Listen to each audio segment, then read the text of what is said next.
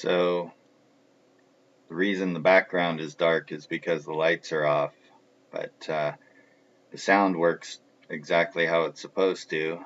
I just went in and did some adjustments to, make it take out the background sound. I went to um,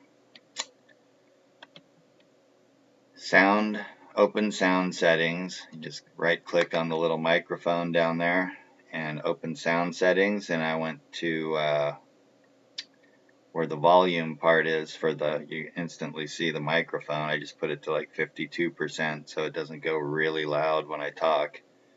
And then I also went to additional properties and I went to levels and I just set the microphone boost down to plus 12 decibels, and that takes out the background noise, so actually you can just hear me talking without a whole bunch of things going on in the background. So it's actually not broken.